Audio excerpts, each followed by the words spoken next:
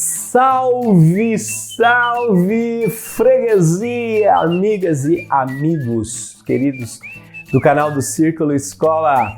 E aí, tava com saudade de ter um cursinho para chamar de seu, uma aulinha para assistir toda semana, de manhãzinha, de noitinha, de tardinha com o Posati, tava? Seus problemas acabaram, querida! Atenção, dona de casa, está chegando o carro do conhecimento! Sejam todos muito bem-vindos, é muita alegria, muita piração e eu juro que eu estou apenas bebendo água, não faço consumo de qualquer tipo de substância, mas sejam bem-vindos. Esse aqui é o nosso novo curso totalmente aberto, totalmente gratuito no Círculo Escola. Yeshua, nosso Cristo planetário revelado. Como nós fizemos no ano passado e também neste ano, nós vamos ter aulas semanais, todas as quartas-feiras, às 8 horas, sobre esse assunto. Vamos falar de Jesus, vamos falar do Evangelho, vamos falar do reino, vamos falar do projeto Nova Terra e como tudo isso está conectado. Vem comigo que eu quero te apresentar a proposta desse curso que está começando hoje aqui no Círculo.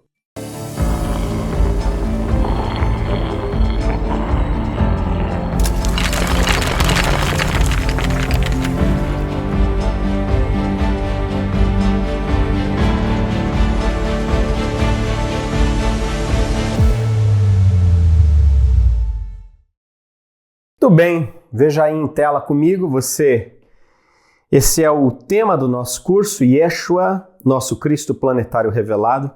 Essa arte, ela já fala muito sobre o objetivo do nosso curso. Você vê aí um mural com uma pintura clássica, não é, bizantina de Jesus, e esse rasgo, esse corte que revela um Jesus mais real, um Jesus mais humano, um Jesus mais próximo de nós. Basicamente, essa é a proposta do nosso curso. Nunca, veja aí no slide 2 comigo, nunca nossa humanidade terrestre precisou tanto e tão urgentemente compreender o Evangelho, a mensagem de Jesus.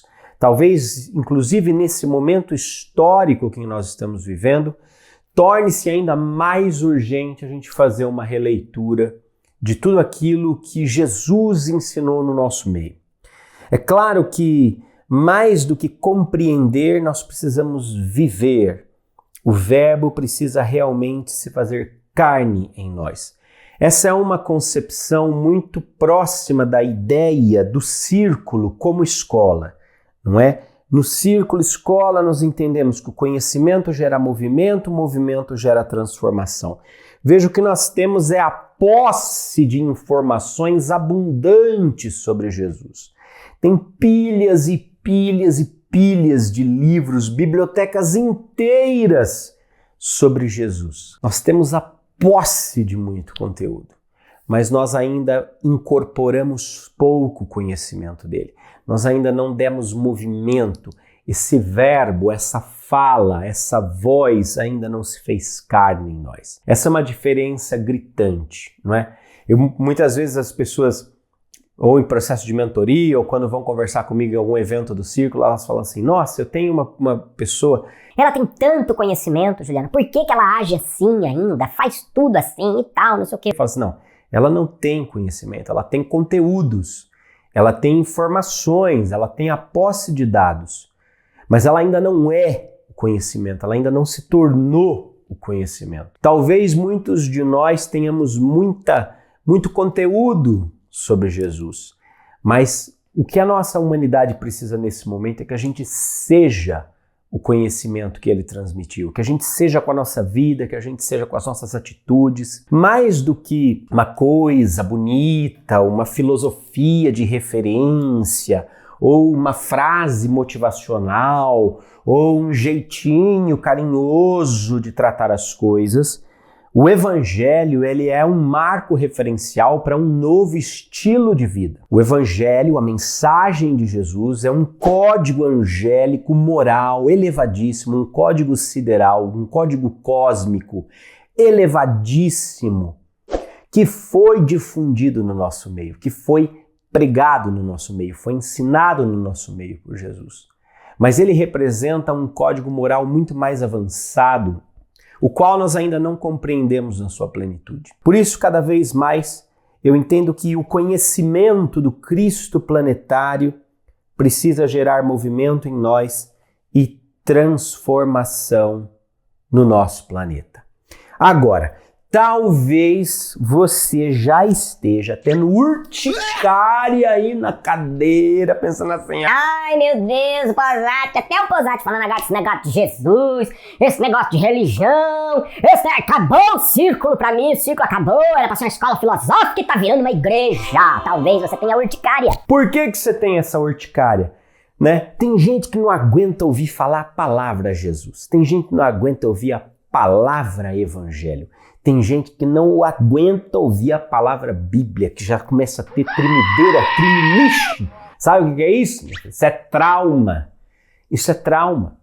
Porque a grande questão, veja aí em tela comigo, é como é que nós podemos reencontrar um evangelho que seja simples e eficaz se esse evangelho está soterrado por séculos de institucionalismo religioso. E aqui eu vou pedir licença para você para dividir a minha história e a minha dor. Eu não sei por que você começou a ver esse vídeo. Provavelmente atraído pelo nome Jesus, provavelmente atraído pelo nome Yeshua, provavelmente atraído pelo nome Círculo, ou quem sabe pelo nome Juliano Posati, não sei. Não sei o que te trouxe aqui. Mas veja, eu fui esta pessoa que teve asco do nome de Jesus, teve ojeriza, não aguentava mais ouvir o nome de Jesus. Vivi todo tipo de abuso religioso, de estruturas de abusos religiosos, todo tipo não, porque tem uns abusos aí que eu, graças a Deus, não fui vítima, né?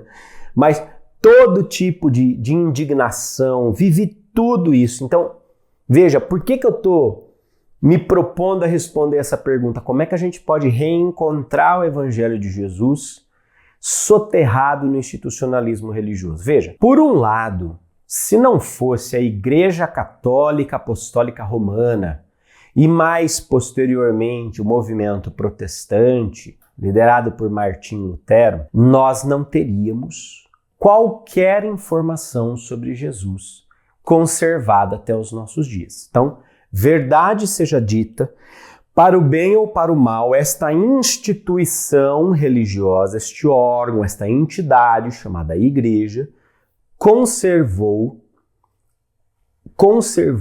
o Evangelho até os nossos dias. Por outro lado, este Evangelho está completamente desfigurado. A figura de Jesus, a personalidade de Jesus está completamente desfigurada pelo institucionalismo religioso.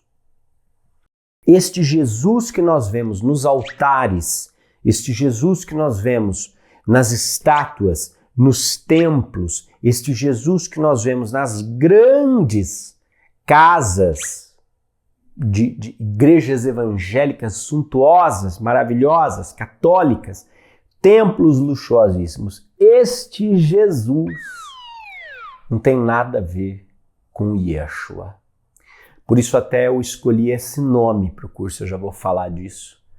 Porque a gente precisa começar a reconstruir, a cavar. Daí essa arte inspirada na capa do Spencer Lewis, que rasga essa figura religiosa, que corta, abre, cavoca e vai procurar de novo Jesus ali. Olha, talvez você seja como eu, talvez você tenha vivido como eu. E vou te contar rapidamente um pouco da minha história, caso você não me conheça, você esteja chegando agora nessa escola, neste canal no YouTube, num curso meu. Fui católico, de uma família católica, nasci em berço católico e comecei muito cedo a me interessar pelo Evangelho, por Jesus e por tudo mais. Quão cedo? Desde os 9 anos de idade que eu me lembre, né? O pessoal fala assim, Nossa, Posati, como você fala bem, meu Deus, mas fala muito bem. Que curso de oratória foi esse que você fez? Onde que você aprendeu a falar tão bem, a dar aulas? e eu respondo para você, nas rodas de terço dos grupos de oração da Vila Liberdade em Jundiaí. Eu acompanhava os meus avós, os meus pais nas rodas de terço, que se reuniam cada dia ou cada semana na casa de um vizinho, eles faziam uma leitura do evangelho, depois rezavam o terço, ou então faziam as famosas campanhas da fraternidade, das pastorais católicas, e sempre era eu incumbido de fazer as leituras e de fazer o primeiro comentário, a primeira análise daquilo. E eu adorava, curtia muito mesmo. Vai com 14 anos, no ano de 1997, eu faço o meu primeiro retiro espiritual com a Renovação Carismática Católica. Então eu fui aquele católico fervoroso. Neste retiro eu conheci os dons do Espírito Santo, a mística da Igreja Católica, não é? Os dons que hoje eu entendo eram todos dons mediúnicos, clarividência, preconição, telepatia, telecinesia, não é? Psicofonias, psicografias, tudo isso se manifestava de uma forma muito intensa no movimento da renovação carismática sob o aspecto de dogma.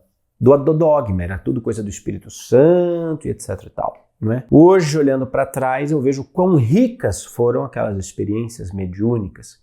Eu realmente vivi coisas maravilhosas em 2 ou 3 anos.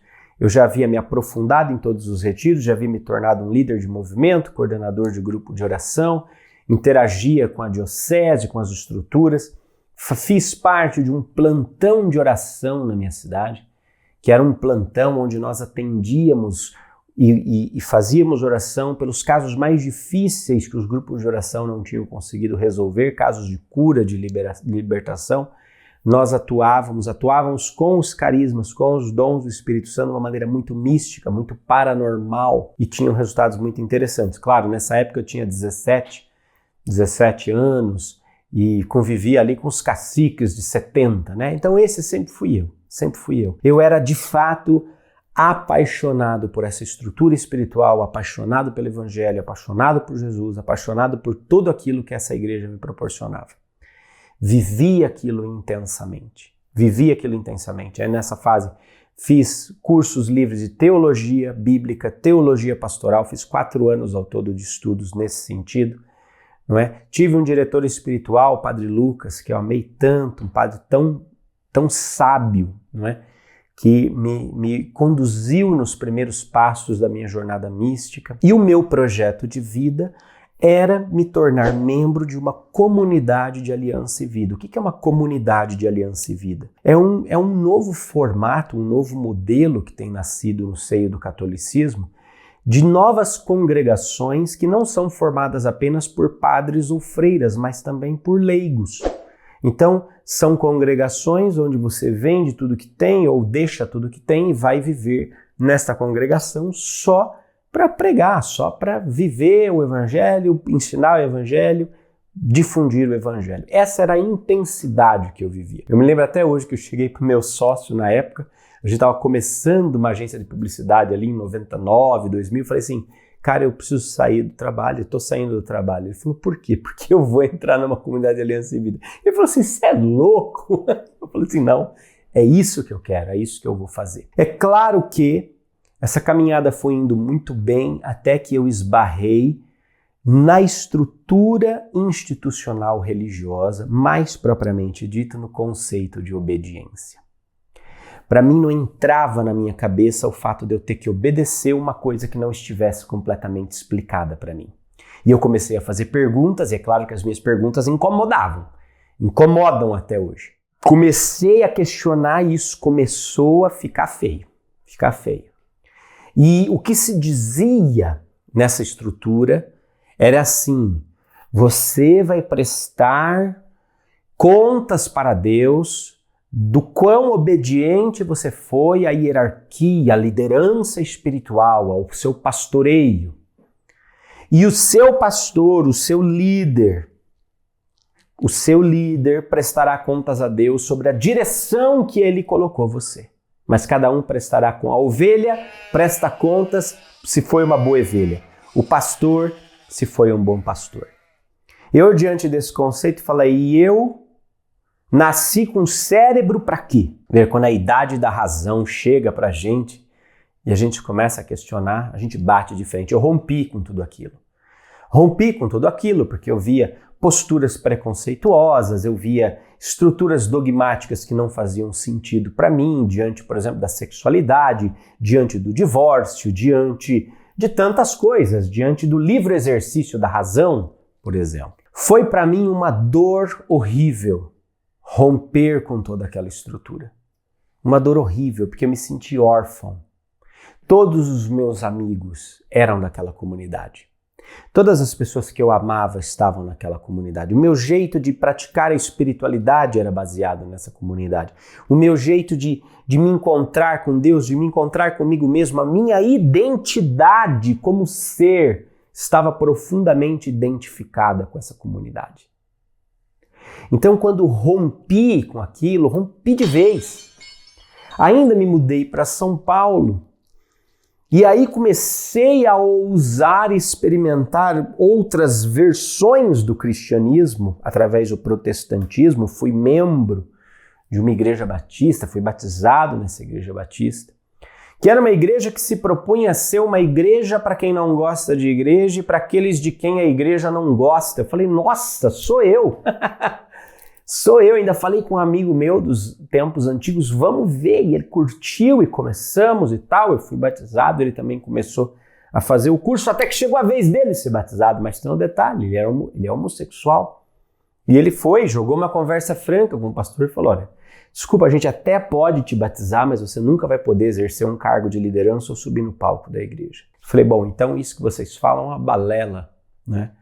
Vocês não são uma igreja para aqueles de quem a igreja não gosta, vocês apenas colocam aqueles de quem a igreja não gosta pelas portas dos fundos, mas não de fato oferecem um lugar para que eles pertençam. E aí, quando isso aconteceu com meu amigo, eu falei, fodam-se vocês. E aí também trabalhando com muitos evangélicos, trabalhando com muitas estruturas de liderança na cidade de São Paulo, eu fui ficando cada vez mais revoltado. Nada como perder a fé. Trabalhe para a liderança religiosa, seja católica, evangélica, protestante. Conheça os bastidores da fé. Eu tive essa oportunidade e me enojei. E nessa época eu preferi não acreditar em nada, que talvez seja... talvez seja o momento que você esteja vivendo. Talvez você já tenha passado pelo catolicismo, pelo protestantismo, pelo evangelismo, talvez você já tenha visitado diversas igrejas, centros espíritas, sei lá o quê. Talvez você esteja extremamente decepcionado com a estrutura institucional religiosa e você esteja preferindo não acreditar em mais nada. Foi o meu caso. Nessa época eu arranquei tudo do meu guarda-roupa da fé. Esvaziei tudo que eu tinha e falei assim, eu não acredito em mais nada. Deus não existe, eu falava. E se existe, é um baita do incompetente, é um péssimo administrador, porque não é possível que ele permita esse nível de abuso, esse nível de usurpação, esse nível de manipulação, esse nível de charlatanismo que eu encontrei. Não é possível, isso beira o estelionato, o artigo 171. Induzir ou manter pessoa em erro para benefício próprio. Não é possível. Mas,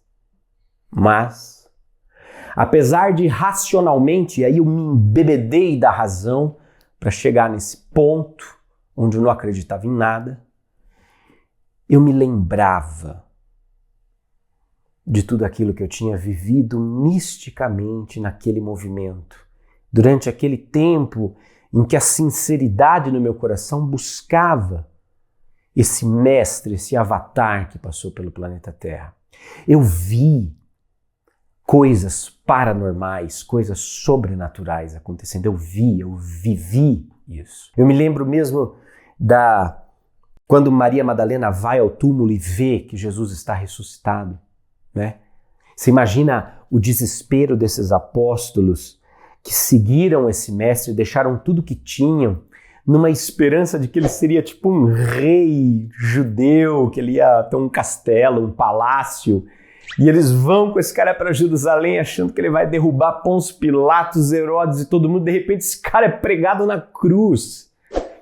É destruído na cruz, morre, eles têm que enterrar junto com o mestre toda a esperança de libertação de um povo, toda a perspectiva de uma nova vida, tudo aquilo que eles tinham sonhado, eles tiveram que enterrar, eles tiveram que sepultar junto com esse mestre.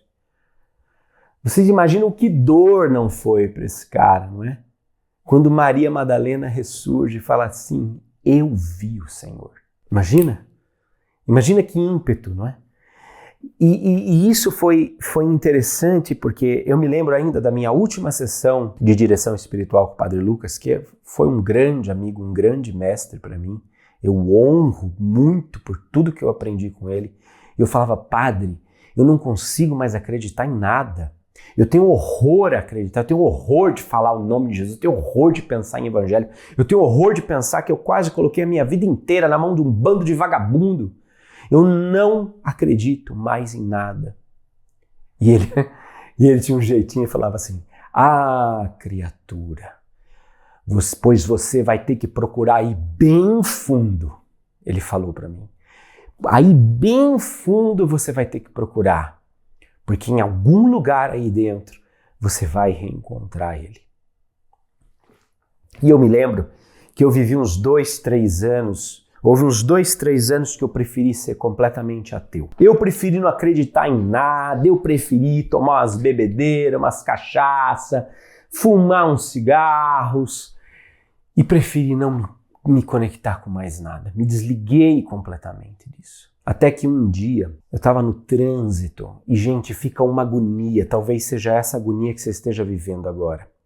Porque quando a gente vive numa comunidade cristã, seja uma igreja católica, evangélica, um grupo de oração, quando a gente vive numa comunidade cristã, a nossa identidade está profundamente identificada com a identidade da comunidade.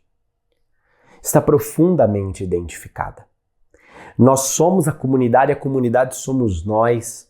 Ali a gente brinca, ali a gente se diverte, ali a gente namora, ali a gente arruma parceiros, ali a gente arruma amigos, sabe? Você fica muito identificado, completamente identificado naquela comunidade. Romper com uma estrutura de abuso religioso muitas vezes significa romper com seus amigos, romper com as pessoas que você admirava, romper com suas possíveis relações.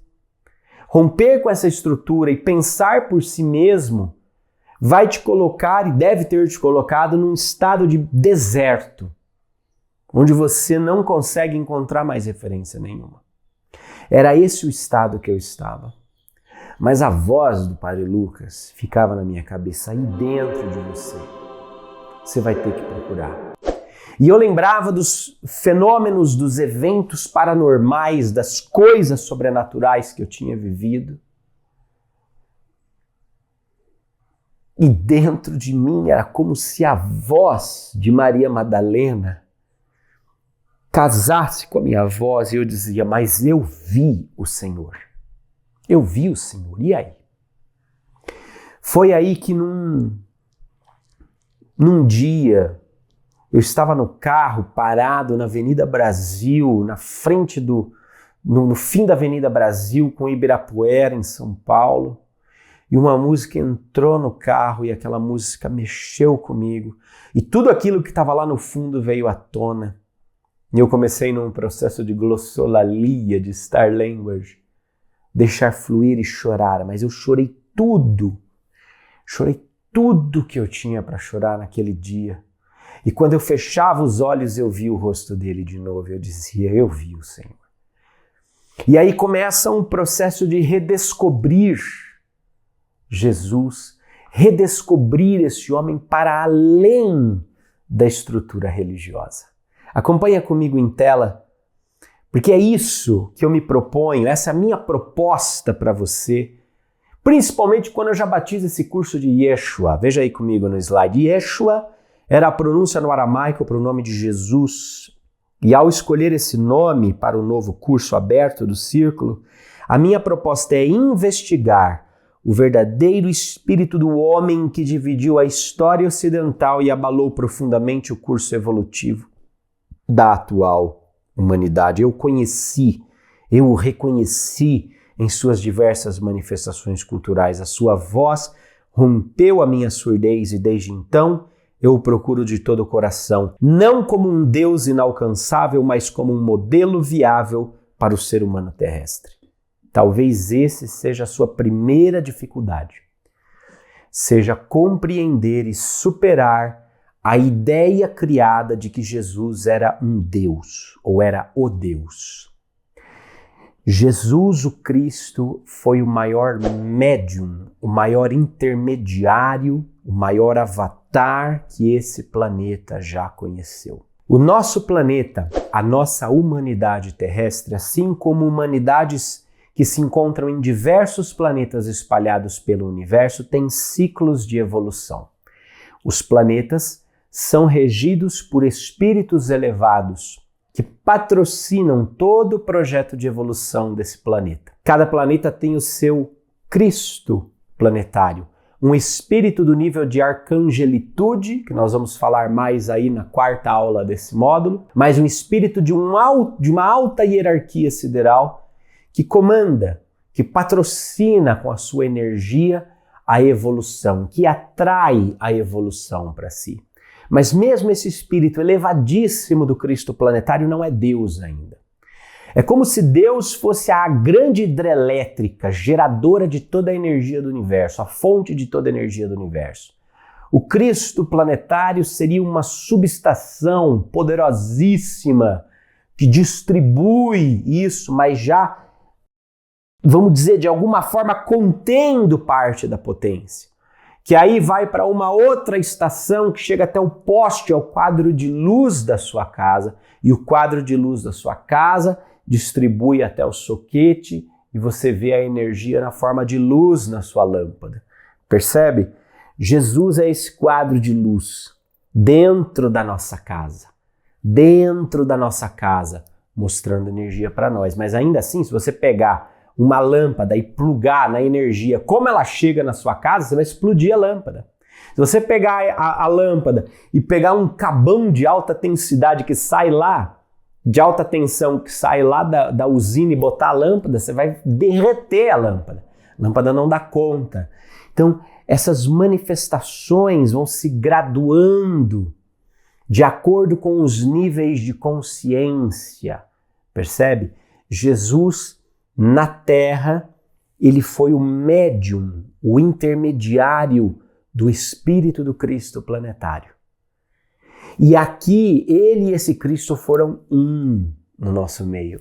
Mas Jesus, e aí que está a coisa, talvez seja difícil para você falar assim, não, mas Jesus não é Deus? Não, Posati, isso é uma blasfêmia. Talvez possa parecer uma blasfêmia para você, porque nós temos séculos de construção dessa ideia de que Jesus era um Deus, ou de que Jesus era Deus, né? Nós temos séculos de construção dessa ideia. Mas veja, ele é muito menos útil do ponto de vista de exemplo, sendo um Deus, do que sendo um homem. Quando eu penso em Jesus como Deus, eu penso numa coisa inalcançável que está fora do meu alcance. Mas quando eu penso em Jesus como um homem, como um espírito que pisou, que trilhou o mesmo caminho evolutivo que eu, que já esteve no meu lugar, que já fez cagada, que já praticou o mal, que já viveu o mal, mas que conseguiu se livrar, que chegou ao que o budismo chama de nirvana, ou seja, a plena integração com o todo, a não necessidade mais de reencarnações ou de vidas que seriam de provas e expiações. Então eu olho e falo, cara, ele é muito mais do que um Deus. Ele é um exemplo.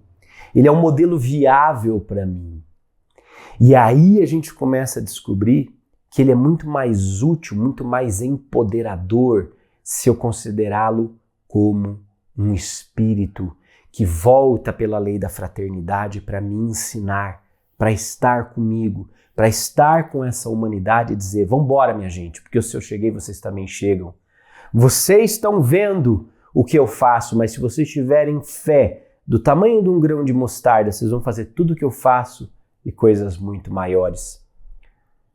Se ele fosse Deus, ele estaria prometendo que nós seríamos maiores do que Deus? Não faz sentido. Mas sendo um espírito elevado que já percorreu a sua jornada evolutiva, ao dizer isso, se vocês fizerem isso aqui, vocês vão fazer tudo que eu faço e coisas muito maiores, ele está mostrando um caminho de viabilidade evolutiva para cada um de nós. Veja só, aqui tem os dados sobre o nosso curso. O nosso curso vai acontecer a partir de quarta-feira, dessa quarta-feira, mas todas as quartas-feiras, às 20 horas, começa o nosso encontro aqui no youtube.com/Círculo Escola. Você também pode se matricular na área de estudos do curso em circuloescola.com. Nessa área do curso você vai ter lá todas as aulas em vídeo, iguais às do YouTube, além de acesso ao material de estudos, esses slides que você está vendo aqui, outros materiais complementares, às vezes exercícios de espiritualidade, meditação guiada, que eu posso colocar ali para vocês, tá bom? Esse QR Code, que é esse quadradinho aí que está aparecendo na sua tela, se você pegar o seu leitor e apontar para ele, né, a sua câmera e apontar para ele, ele vai te levar diretamente para a página do curso em circuloescola.com. Aí só você escanear e chegar para lá, fazer a sua matrícula e estar junto. Este curso, ele é gratuito do começo ao fim, né? Porque tem o Zeca Expert da internet, né? Sabe o Zeca Expert da internet? Que faz aqueles eventos online, aula 100% online, 100% gratuita, né? Que você vê 3 aulas, na quarta o cara te entuba um puta de um preço para você continuar assistindo, etc e tal. Não é o nosso caso no circuloescola.com, tá bom? Este curso, quando a gente faz um curso aberto, gratuito, ele é aberto e gratuito do começo ao fim, tá bom? Do começo ao fim. Por quê? Porque o Círculo não é uma religião, o Círculo não é uma igreja, não é uma associação espiritualista, o Círculo não é uma ONG, o Círculo é uma empresa privada de expressão espiritual. Tá? Nós somos uma escola, nós não somos igreja.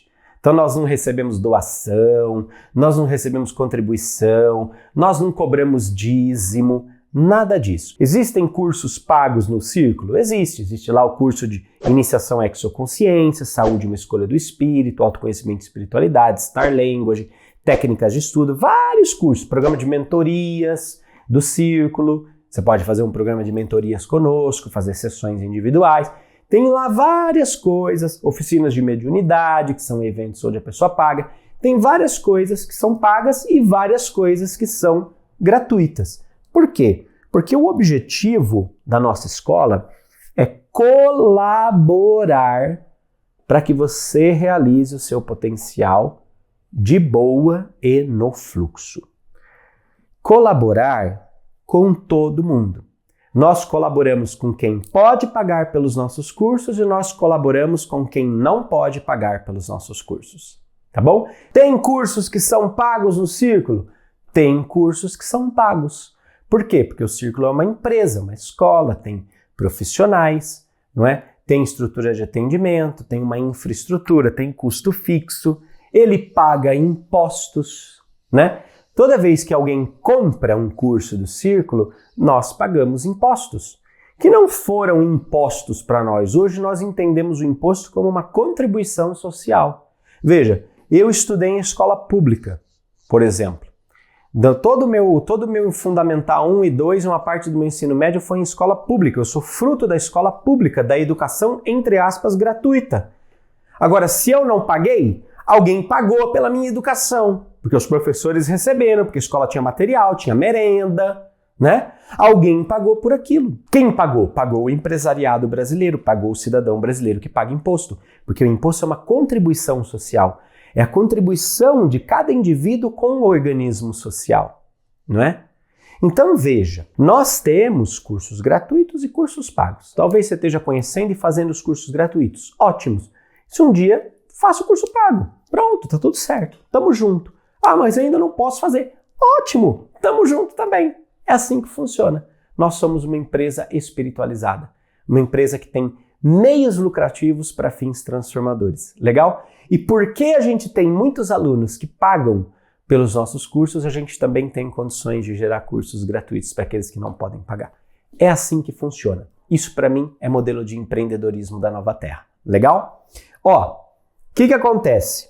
O curso ele vai ser gratuito do começo ao fim, serão 40 aulas até o final do ano. Tá bom? Já está tudo planejado, tudo lindo, maravilhoso, arquitetado. Qual que é a diferença? Qual que é o único preço que você vai pagar? É o preço da perseverança até o final. E aqui é onde ele fica caro para um monte de gente, né?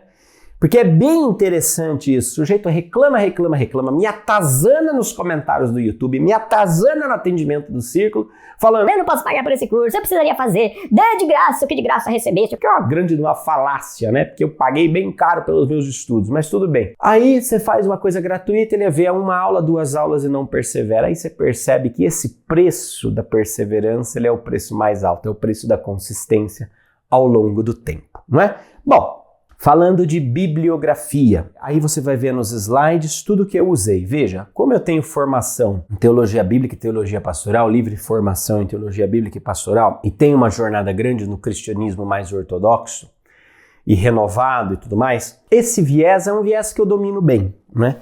Então o que eu fui atrás? Eu fui atrás de triangular isso, né? Fui ouvir outras opiniões. Então, por exemplo, ó, eu usei para esse curso, deixa eu mostrar aqui para você, os 3 volumes de A Segunda Vinda de Cristo, tá? Do Paramahansa Yogananda. Eu ainda tenho que ler Paramahansa, porque eu sempre falo Paragagansa, Parashamanka. Eu ainda erro, mas Yogananda fica mais fácil. Então, li aqui, ó, os 3 A Vinda de Cristo, A Segunda Vinda de Cristo, um conteúdo místico maravilhoso, esses livros, tá? E o Yogananda é um yogi, né? É um cara do Oriente. Então, muito legal. Trouxe a visão dele, tá? Para este curso. Fui atrás, aqui, ó, das escolas iniciáticas mais tradicionais. Então, por exemplo, escolas esotéricas. Eu peguei esses 2 aqui do Spencer Lewis, que são da Biblioteca Rosa Cruz, A Vida Mística de Jesus e as Doutrinas Secretas de Jesus. Esses aqui são de uma ordem mais ligada à fraternidade branca, mais ligada ao esoterismo, teosofia, tá? São livros mais iniciáticos, tá bom? Deixa eu organizar aqui minha mesinha para ir falando para vocês. Aí, veja aí no outro slide. Eu vou falar muito com vocês sobre o Sudário de Turim. Próxima aula, inclusive, nós vamos falar sobre o mistério da ressurreição de Jesus.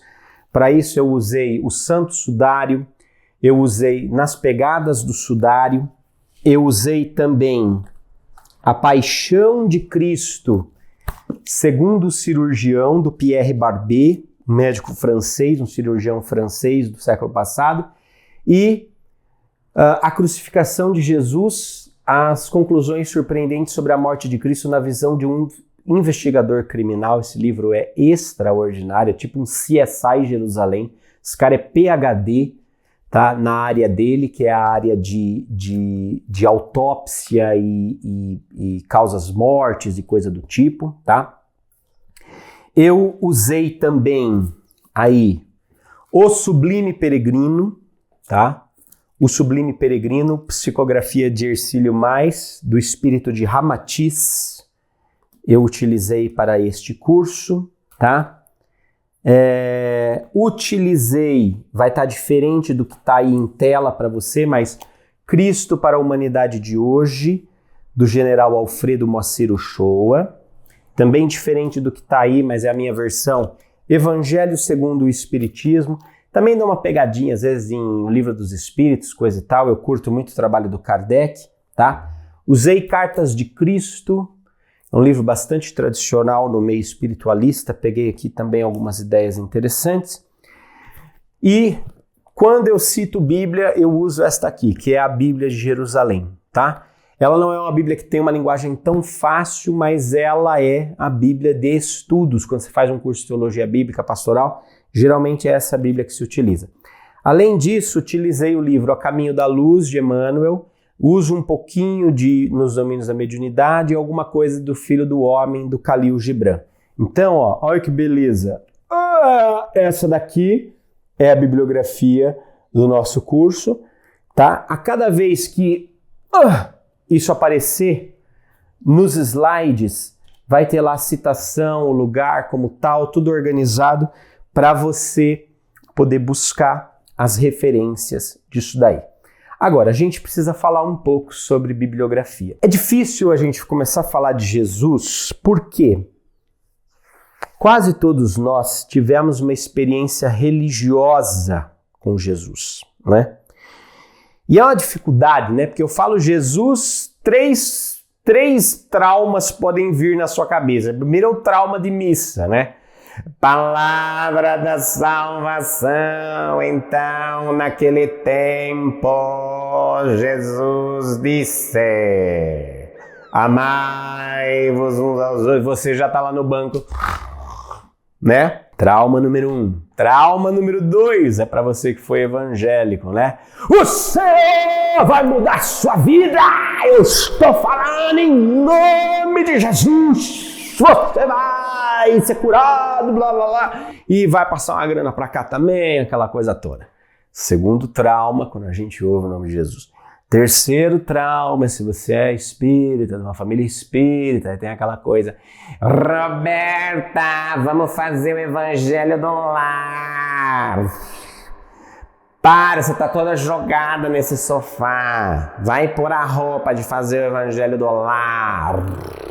Vamos ler, falar com amigos espirituais. Putz, aquela coisa brega. Bom, você vê que é fácil a gente ter trauma. E mais fácil ainda é a gente acabar tendo um viés dogmático quando fala de Jesus. A gente quer saber qual que é a verdade. A gente quer saber quem tem razão.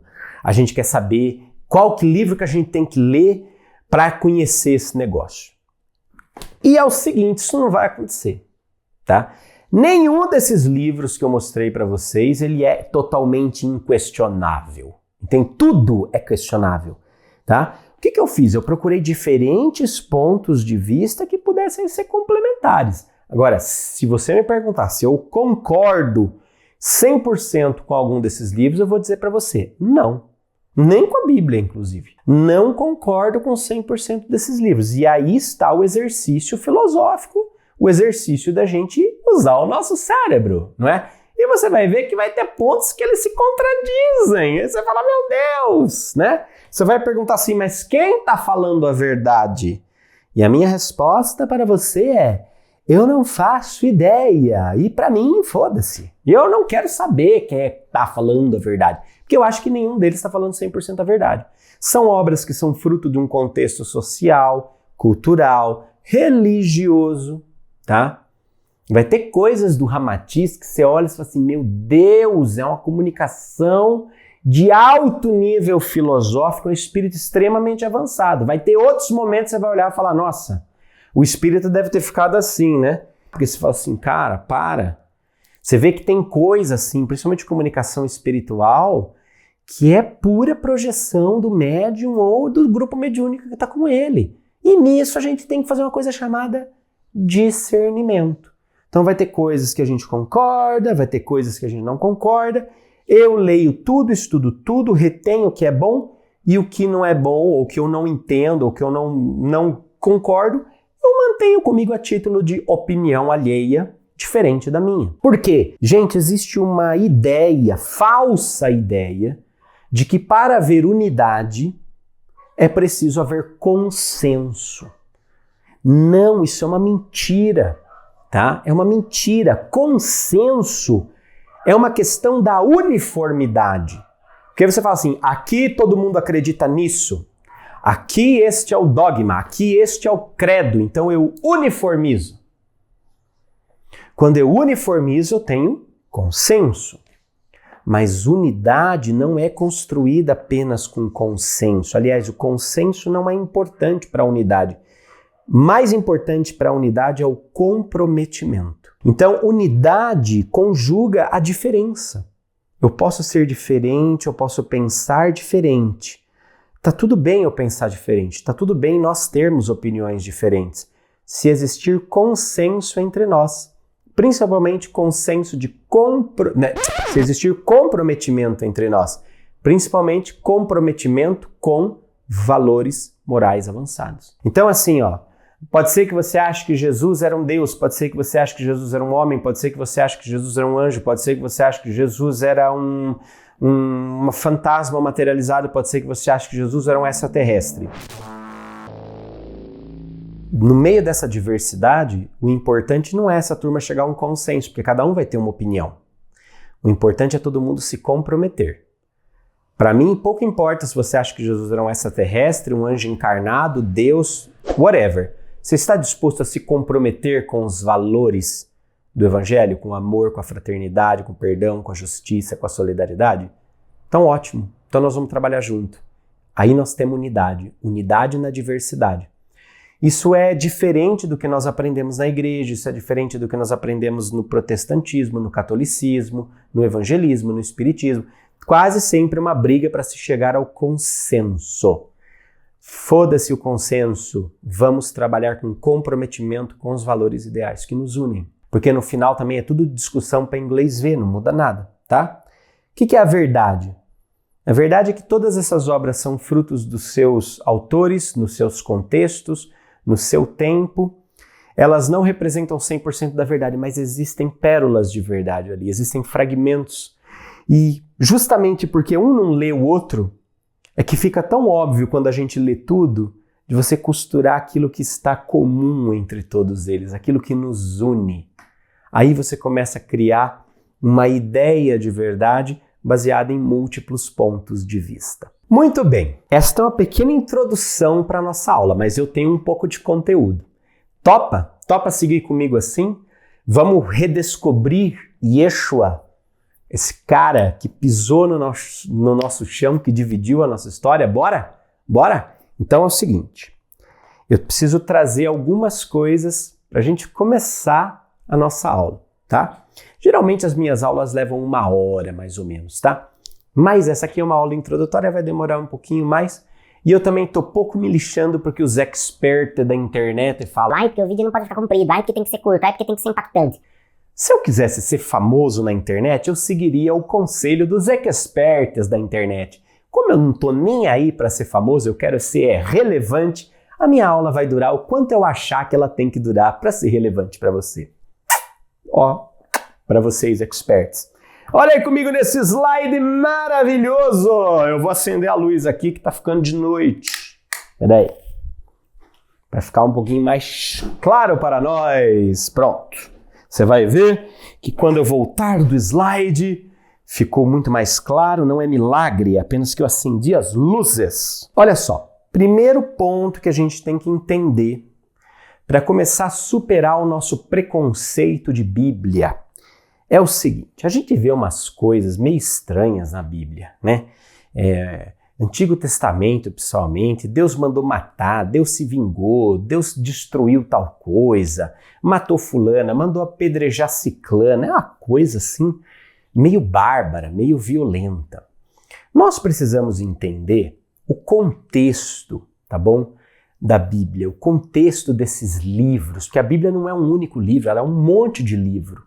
Tudo junto, de um monte de período da história, né?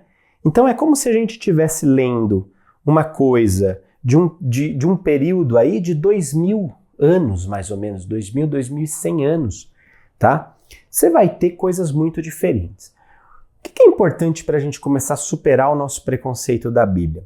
É a gente entender o que é tradição oral e tradição escrita. A Bíblia, todo o seu contexto, ela foi escrita pelo povo hebreu, judeus, semitas, não é? Esse povo, desde a sua antiguidade, ele tinha uma tradição oral de transmissão da sua história, da sua cultura, da sua forma de ver o mundo, do seu olhar espiritual sobre todos os fatos.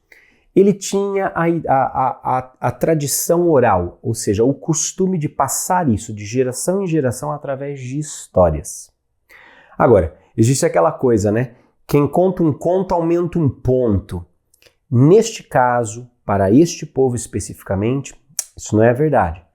povo judeu, o povo hebreu, ele tem um zelo grande com a precisão de cada palavra. Por quê? Porque eles fazem essa tradição, faz parte da cultura desse povo a tradição oral. Então o que acontece? Veja aí, por exemplo, no slide, pus ali, ó, acontece um evento histórico marcante que é interpretado por uma lente espiritual na experiência da comunidade. Então, por exemplo, Deus tirou o seu povo do Egito e o povo atravessou um lugar que tinha mar, com o pé seco, o mar se abriu, o povo passou, depois o mar fechou. Isso é o fato histórico, objetivo. Mas esse povo, quando constrói a narrativa, ele constrói sempre a narrativa a partir de um ponto de vista religioso, de um ponto de vista espiritual. Qual que é a diferença de um fato histórico e de um fato narrado sob a perspectiva religiosa? Mais ou menos assim. O fato objetivo histórico, ele parece um boletim de ocorrência, ele não tem viés, ele não tem interpretação. Então é assim, um raio atingiu a uma árvore que ficava à esquerda da casa, rompendo o seu tronco, e esta árvore veio a desabar sobre a casa, causando a morte dos integrantes da casa. Pronto. Isso é uma narrativa, boletim de ocorrência. Eu me restringo ao fato pelo que o fato é. Certo? Outra coisa é eu olhar e dar um viés, ou olhar este fato com a lente religiosa, com a interpretação religiosa, a interpretação transcendental. Então eu posso dizer, o Zé, que morava naquela casa, não estava lá, muito amigo de Deus, estava fazendo as coisas erradas ali com a vizinha, que nós vimos, e Deus cansou, mandou um raio naquela árvore caiu, e o pau da árvore matou o Zé, que estava fazendo coisa errada com o pau dele. Percebeu? Eu dou um viés, eu dou uma interpretação religiosa. Claro que esta interpretação, esta lente de interpretação, ela passa pelo meu background, por aquilo que a minha consciência alcança. Então, se eu vivo a culpa, se eu vivo o moralismo, se eu vivo esse Deus vingativo na minha vida, como é que eu vou escrever? Eu vou escrever assim. Quando, na verdade, é a lei de causa e efeito, tá operando no mundo. A árvore caiu, o Zé morreu, acabou, já ele renasce, tá tudo certo. E caiu porque tinha que cair, morreu porque tinha que morrer, vai renascer porque tem que renascer. Deus não está nem envolvido nessa parada, percebe? Mas eu posso, através da minha narrativa, trazer uma interpretação sobre isso. Então é importante a gente olhar que todo o Antigo Testamento, toda a Bíblia, eram histórias que iam sendo contadas pela tradição oral, repetidas sempre com essa interpretação, essa lente religiosa. Portanto, a Bíblia não é exatamente um livro de história apenas, ela é bem pouco um livro de história, ela é muito mais um livro religioso que narra experiências religiosas a partir de um ponto de vista religioso. Existe história na Bíblia? Existe história na Bíblia. Existem fatos históricos? Existem fatos históricos.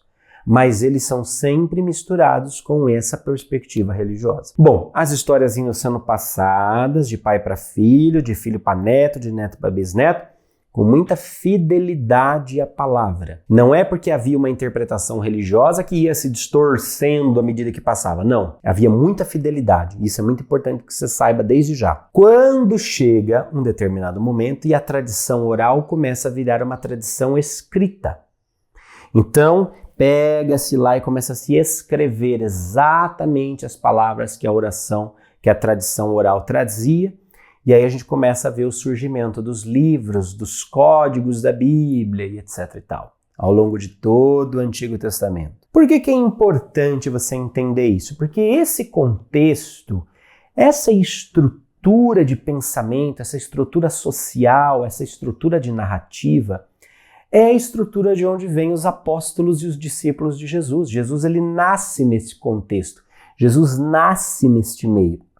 Então, quando os apóstolos começam a espalhar a Boa Nova, veja aí comigo nesse slide. Quando os apóstolos saíram espalhando a doutrina, a ressurreição era o ponto capital de apoio de toda a mensagem difundida pelo grupo.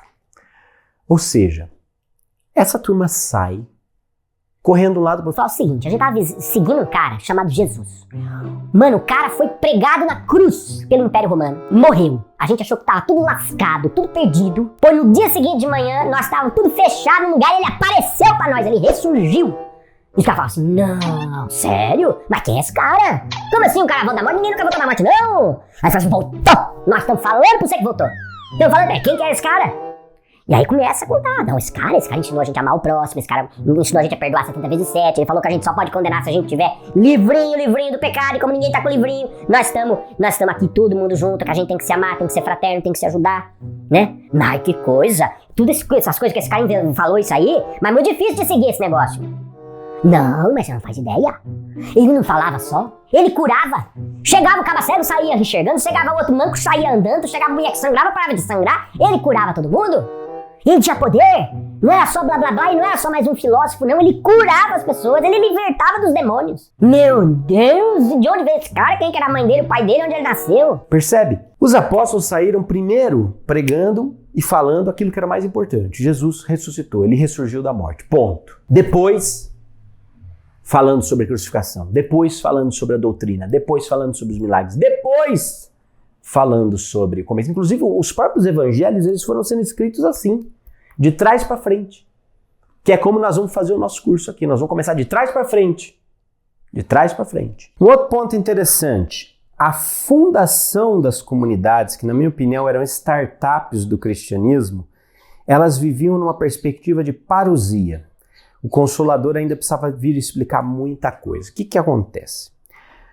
Os apóstolos saíram pregando no mundo. Pregando no mundo. Jesus ressuscitou, o cara matava, ele ressuscitou, ele curava, ele ensinou a gente a amar, a gente tem que amar agora, acaba com esse negócio. Saíram por aí. E por quase 20 anos eles saíram pregando, espalhando essa boa nova. E ao redor deles se formava o quê? Onde eles passavam e pregavam, tinha ali uns caras que falavam, pô, esses caras estão... É verdade o que eles estão falando, eu senti. Eles montavam uma comunidade. Não é muito diferente, por exemplo, você vai numa oficina de mediunidade do Círculo. Aí lá eu pergunto assim, quem aí que é aluno do Círculo? Aí levanta lá a turma. Quem é dessa cidade? Eu levanto uma outra turma. Quem é reikiano? Ah, sou eu. De repente, passa, nossa, você é aluno do Círculo, tá aqui na oficina de mediunidade, você também é reikiano. Gente, vamos montar um grupo de WhatsApp? Claro! Ai, que amorzinho! Puxa, lindo! Nós amamos estar aqui, nós amamos essa experiência. Puxa, foi tão legal estar junto. Vamos montar um grupo de WhatsApp para manter o contato, né? Você vê, não era muito diferente, só não tinha o WhatsApp, que era melhor, né? Pelo menos o Mark Zuckerberg não estava sugando nosso dinheiro ali. Então, fazia uma pregação numa cidade, uma comunidade se juntava e começava a viver aquilo. Era tipo uma bolinha do reino, uma bolinha do reino. E essas comunidades se formavam e começavam a se ajudar, começavam a viver segundo a lei da fraternidade. Só que nessa perspectiva, os apóstolos não fizeram nada muito planejado assim. Tipo, não teve uma reunião de marketing entre Pedro, Paulo, falando assim, pessoal, então nós precisamos engajar o máximo de números, pessoal, nós precisamos de likes, nós precisamos formar tantas comunidades, precisamos faturar tanto. Não teve, foi tipo, cada um correu para um canto, começou a pregar. Porque na cabeça deles, a segunda vinda de Jesus estava muito próxima. Nós vamos falar já o que é a segunda vinda de Jesus nas próximas aulas, tá? Mas assim, para eles, Jesus ia voltar a qualquer momento e pá! Então terminou o serviço, vamos embora. Pobrezinhos, ia levar um pouquinho mais de tempo do que eles imaginavam. Mas na perspectiva deles, Jesus ia voltar a qualquer momento. Então essa segunda vinda de Jesus é chamada de parousia. Na teologia bíblica é a parousia, a segunda vinda de Jesus. Eles achavam que, putz, corre. Então, quer dizer, eles ainda não tinham entendido muita coisa. O Espírito da Verdade, a egrégora do Espírito da Verdade ainda não tinha vindo sobre o planeta explicar melhor muitas das coisas que Jesus tinha ensinado. É aí que começam a surgir, gente, as cartas e os escritos. Então, mais como uma proposta de reorientação de condutas para as comunidades fundadas do que como uma documentação histórica. Quando eles começam a escrever as cartas, Paulo principalmente, que lança essa moda, né? Paulo começa a fazer esses posts na época dele. O que acontece? Talvez a carta mais antiga seja aos Tessalonicenses, da igreja de Tessalônica. Foi um lugar que Paulo pregou, montou uma comunidade, começou a acontecer as coisas. Ele já estava em outra vibe. Quando ele ouve falar que Tessalônica está passando por uns problemas. Só que viajar naquele tempo era uma treta. Não é que o cara pegava uma ponte aérea Roma-Tessalônica e estava tudo certo. Eram dias, semanas, às vezes meses viajando. Então não era fácil. Então o que ele fez? Começou a escrever cartas, porque já que ele não podia estar pessoalmente, ele mandava as orientações por carta. Agora, você veja que já ali o buchicho pegava, né? Porque a notícia ruim andava a jato naquele tempo, né? Porque chegava no ouvido de Paulo. E aí ele mandava carta, escrevia carta, reorientando, relembrando e tudo mais. Então, quando a gente vê, principalmente o Novo Testamento, é uma coletânea dessas cartas, desses registros, que são para a reorientação dessas comunidades. Aí, algum tempo depois, um bom tempo depois, eles começam a pensar, cara, a gente tem que registrar a história de Jesus. E aí começaram primeiro a escrever sobre a ressurreição e a paixão de Jesus, como é que ele morreu, como é que ele ressuscitou. Era o mais importante. Aí, difundia para as comunidades. Aí via que falava, ai meu Deus, já está todo mundo perguntando o que é que ele ensinou. Vamos fazer aqui um capítulo agora sobre a doutrina. Aí fazia aquele anexo da apostila. Fazia tipo um fascículo. Então, vamos fazer aqui a parte.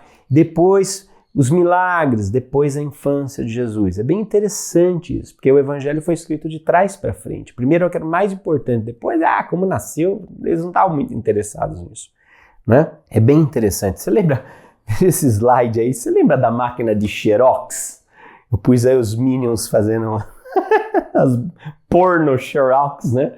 Lembra da máquina de Xerox? A gente ia para a escola, por exemplo, perdia uma semana de aula, aí você ia, pegava o caderno de um coleguinha e fazia o Xerox, né, da matéria, ou você copiava na mão, né, para não perder, mas aí você xerocava, difundia, ou então se alguém fazia um curso, o curso era muito bom, aí pegava a apostila do curso, xerocava 10 cópias, 20 cópias da apostila, distribuía para todo mundo.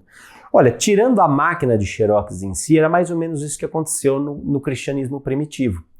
As cartas, as orientações, eles começaram a perceber que aquilo tinha uma inspiração espiritual por trás.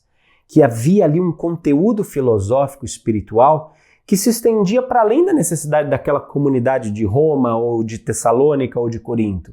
Aquilo servia para muita gente. Então começam-se a fazer cópias e cópias e cópias.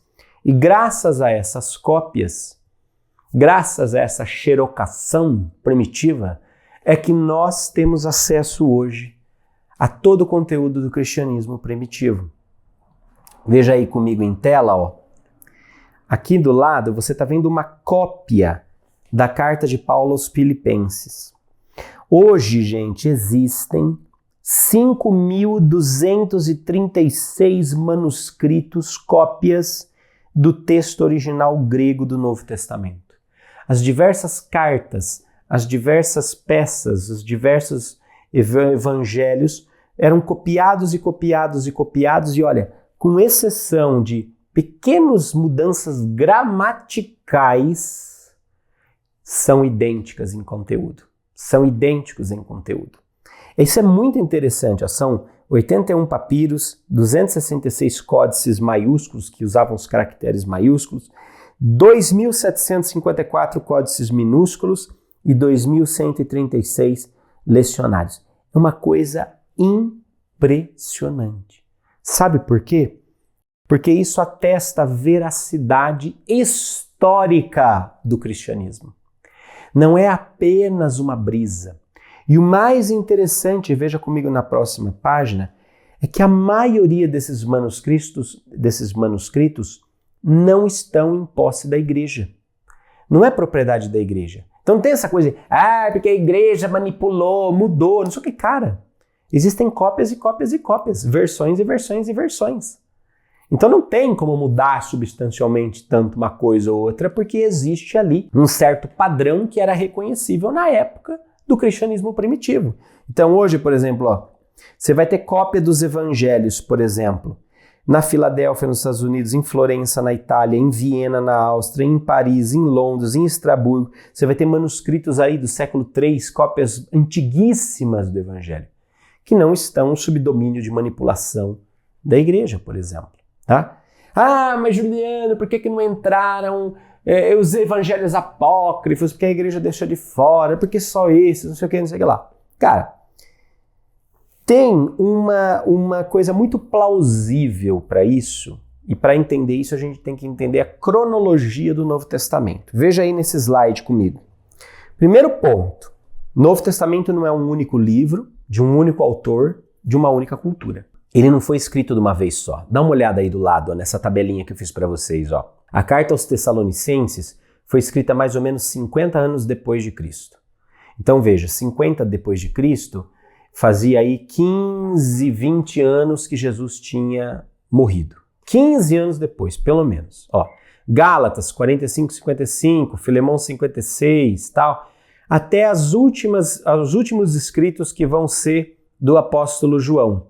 O Apocalipse, o Evangelho e as epístolas, aí entre 100 e 110. João era muito novo quando conheceu Jesus, era um moleque, tá? Então nós estamos falando que ele foi realmente um idoso aí, vai com 95, o cara tinha 100 anos pelo menos, quando ele começou a escrever, ou começou a escrever as últimas coisas, tá? Qual que é o crivo cristão ortodoxo para considerar um livro inspirado pelo Espírito Santo, entre aspas?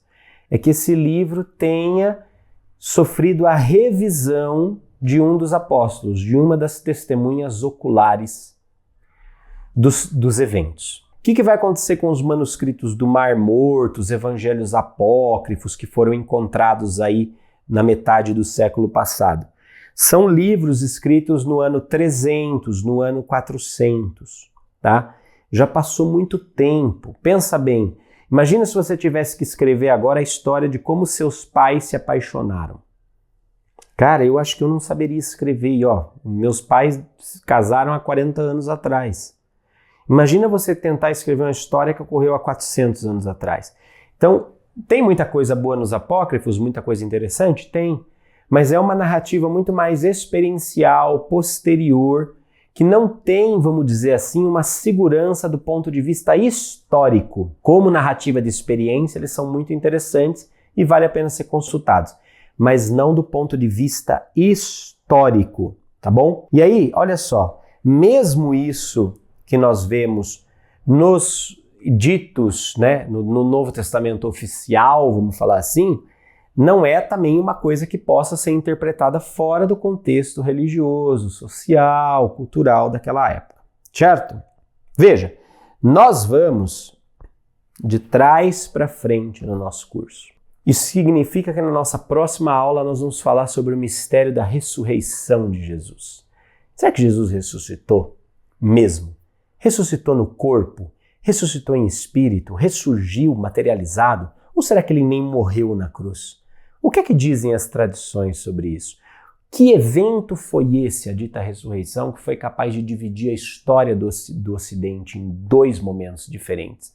E por que isso é tão importante? Veja, Paulo dizia, ora, se proclama que Cristo ressuscitou dos mortos, como podem alguns entre vós dizer que não há ressurreição dos mortos?